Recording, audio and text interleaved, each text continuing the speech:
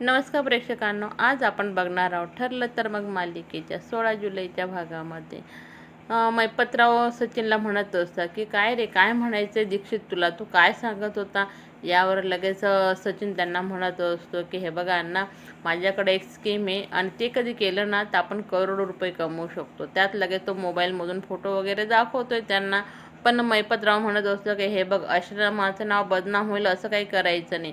आणि तो सांगत असतो सचिन की नाही नाही, आश्रमाचं नाव होईल असं काहीच होणार नाही, तुम्ही काही टेन्शन घेऊ नका, बाकीचं सर्व मी बघू. लगेच दोघं एकमेकांमध्ये हात मिळवून घेत आहे. आणि सचिन म्हणतो ठीक आहे चालेल. पण तितक्यात त्याला प्रियाचा फोन जेलमधून येतोय आणि तो लगेच प्रियाला भेटायला येतोय प्रेक्षकांना. अश्विन अस्मिताच्या रूममध्ये येतोय आणि म्हणते काय ग, काय करते ग अस्मिता. त्यावरती म्हणते काय नाही रे, सकाळी जॉबचा पहिला दिवस आहे ना तर तीच तयारी करते. असं म्हणून अश्विन लगेच तिला म्हणतो हे बघ, तुझ्यासाठी मी गिफ्ट आणलंय. असं म्हटलं ती गिफ्ट बघते तर त्यांचं खरंच खूप भारी आहे रे. आणि हे बघ, आजपासून ना तू जेव्हाही जॉबला जाशील ना तर ही पर्स घेऊन जायची असं अश्विन तिला सांगत असतो. पण ती लगेच म्हणते की अरे हो, मला खरंच जॉबचा पहिला दिवस म्हणून छान वाटते, पण मला स्मितीसुद्धा खूप काळजी वाटते रे. त्यात कल्पनाताई येत आहे आणि लगेच म्हणताय हे बघ, तू स्मितची काहीच काळजी करू नको, आम्ही आहे, तू बिंदास जा बरं का.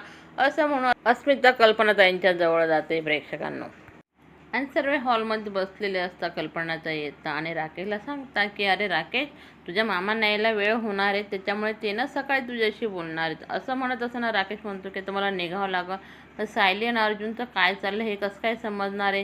तितक्याच सायली अर्जुन ते येत आहे प्रेक्षकांना आणि कल्पनाताई त्यांना विचारता काय रे, कसं काय मधुभाऊंची तब्येत. त्यावर सायली सांगते की आता त्यांची तब्येत बरी आहे, पण त्यांना थोडंसं टेन्शन आलं होतं ना ते आश्रमाबद्दल, तर त्याच्यामुळे मी ना आश्रमाची जबाबदारी घेतली असं ती सांगत असते. आणि अर्जुनकडे बघते आणि अर्जुनने म्हणतो की त्या डोळ्याने खूण होते म्हणजे तो. आणि अश्विन लगेच म्हणतो हे एक चांगलं केलं, कारण त्यांना जास्त स्ट्रेस घ्यायचं नाही सांगितलं डॉक्टरांनी, आणि ह्या वयात नको पण चांगलं केलं तू त्या आश्रमाची जबाबदारी घेतली तर. पण अस्मिता कल्पनाताईंना म्हणते का गं मामा, तू का नाही बोलत आहे काही, तू काही टेन्शनमध्ये आहे का. त्यावर कल्पनाताई छे ग नाही ग, अगं पण ह्या परिस्थितीमध्ये सायलीकडनं एवढं झेपवलं जाईल का गं. राकेश मात्र थोडा टेन्शनमध्ये आलेला आहे आणि तो लगेच म्हणतो की हां सायली, अगं अभिनंदन तुझं, हां हे छान केलं तू आश्रमाची जबाबदारी घेतली तर. चला आता निघतो मी, कारण त्याला प्रियाला सचिनला हा निरोप द्यायचा म्हणून तो पण लगेच निघतोय प्रेक्षकांना. अस्मिता अर्जुनकडे बघून म्हणते अर्जुन, अरे आज तुझी जबाबदारी वाढली बरं का, तुला जास्त सायलीवर लक्ष द्यावं लागणार आहे आता. मगाशी कसा तू फॅनसारखा फिरायचा तिच्या अवतीभोवती. त्यावर अर्जुन म्हणते हे बघ, तू जास्त बोलते अस्मिता, आता बस कर. आणि इकडंच प्रिया मात्र सचिनवर जाम भडकली. तितक्यात लगेच राकेशचा फोन सचिनच्या मोबाईलवर येतो आणि ती म्हणते आता हा कशाला मूर्ख फोन करतोय. त्यात लगेच तो सांगतोय की हे बघ, सायली आणि अर्जुनने ना आश्रम चालवायला घेतलाय असं सांगताच तर प्रिया इतकी खुश होते, ती डायरेक्ट हसायला लागते मोठमोठ्याने. आणि सचिन तिला म्हणत असतो की ए बाई, तू हसते का बरं, तुझ्या मनात काय ते मला सांग बरं का. लगेच प्रिया त्याला सांगायला सुरुवात करते अरे ही चांगली संधी आहे आता, कारण सायलीच्या आश्रमातल्या ज्या मुली आहेत ना त्याच मुली आता आपल्याला कामात पडणार आहे, कारण त्या अनाथ मुली आहेत आणि त्या अनाथ मुलीच तुझ्या उपयोगात तू आणू शकतो. तू जे सांगत होता ना मैपतरावांच्या आश्रमामधल्या मुलींचा विषय, त्यांना आईवडील आहेत, त्याच्यामुळे त्या आईवडिलांनी त्यांना जर काय हारल्या वगैरे ना तर ते लगेच शोधाशोध करतील, त्याच्यामुळे त्या मुलींचा विषय करू नको. आणि तू अण्णांपासून लांब राहा, म्हणजे त्या आश्रमाचं नाव येणारच नाही. तू फक्त आता सायलीच्या आश्रमामध्ये अनाथ मुलीत ना त्यांचाच उपयोग करून घ्यायचा आणि नाव मात्र सायलीचं येईल. त्यावर सचिन म्हणतो प्रिया, तू खरंच खूप ग्रेट आहे.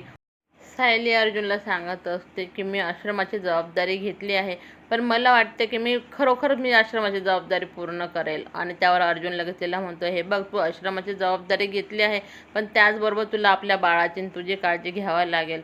सायली म्हणते हो, तुम्ही काही टेन्शन करू नका, मी आपल्या बाळाची माझी स्वतःची खूप काळजी घेईल.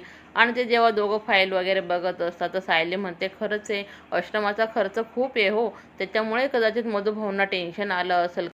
पण मग आता याच्यामधनं काय मार्ग काढायचा असं ती म्हणत असताना लगेच अर्जुन म्हणतो एक उपाय आहे अगं, आपण ना एखाद्या एनजीओची मदत घेऊ, म्हणजे आश्रमाला सुद्धा त्याच्यामधनं निधी उपलब्ध होईल आणि आपलंही काम होईल. असं म्हणून लगेच अर्जुन देव जो सुझाव सांगतोय ना तो सायलीला आवडतोय प्रेक्षकांना.